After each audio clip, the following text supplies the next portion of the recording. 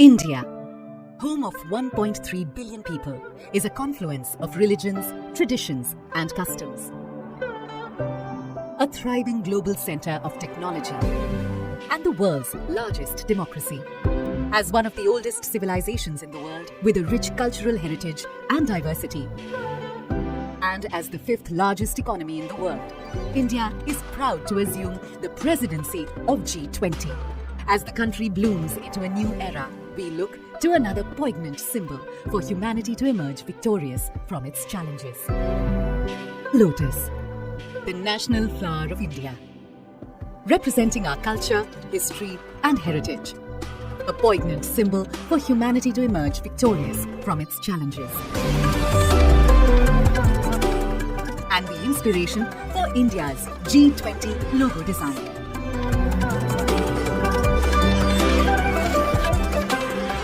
The design, rendered in saffron, white, green, and blue, is drawn from the national flag of India. The 7 petals in the logo signify the 7 seas and the coming together of 7 continents at G20 India 2023. Sitting above the lotus is a representation of the earth, reflecting India's pro-planet approach to life and seeing the world as one family. From this, we derive the theme for G20 India 2023. Vasudhaiv Kutumbakam. One earth, one family, one future. A theme that brings the G20's focus on shared global growth while being in harmony with nature. G20 India 2023. One earth, one family, one future. Vasudhaiv Kutumbakam. नमस्कार दर्शकों, आप India में आज जहाँ देखो वहाँ G20 के poster लगाए गए हैं। लेकिन ये G20 है क्या?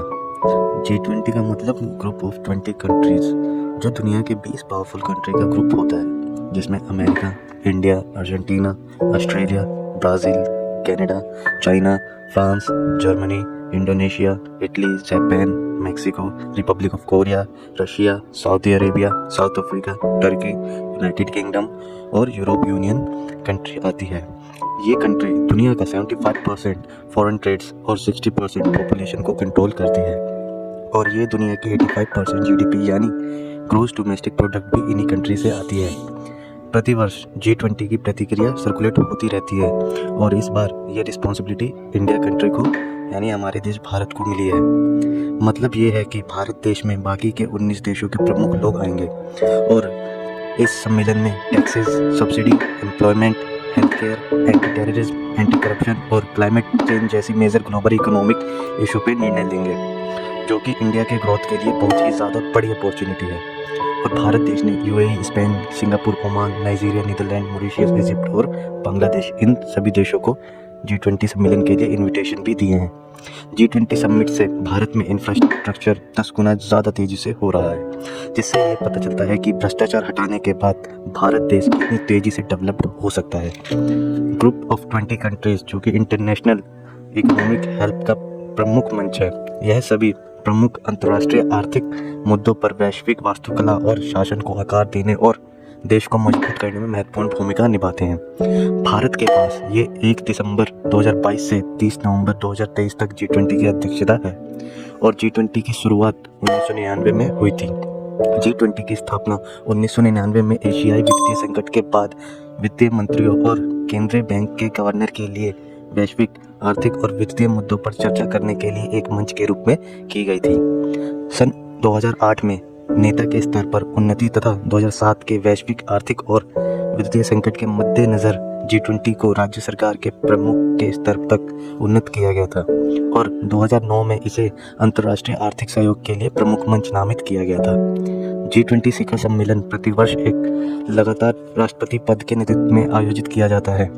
G20 ने शुरू में बड़े पैमाने पर व्यापक आर्थिक मुद्दों पर ध्यान केंद्रित किया था, लेकिन बाद में इसने अपने एजेंडा का विस्तार करते हुए अन्य बातों के साथ साथ व्यापार, सतत विकास, स्वास्थ्य, कृषि, ऊर्जा, पर्यावरण, जलवायु परिवर्तन और भ्रष्टाचार विरोधी को भी शामिल किया है। G20 प्रेसिडेंसी अन्य सदस्यों के परामर्श से और वैश्विक अर्थव्यवस्था में विकास के जवाब में G20 एजेंडा को एक साथ लाने के लिए जिम्मेदार है। G20 का अपने आप में कोई भी एडमिनिस्ट्रेटिव नहीं है, तो इन्हें ट्रोइका बनाया जाता है, जिसमें सम्मेलन में पास्ट, प्रेजेंट और फ्यूचर प्रेसिडेंसी वाले देश होते हैं। ट्रोइका जो वर्ड है वो ट्रेडिशनल वर्ड है, जिसका इस्तेमाल 3 घोड़ों के लिए किया जाता है।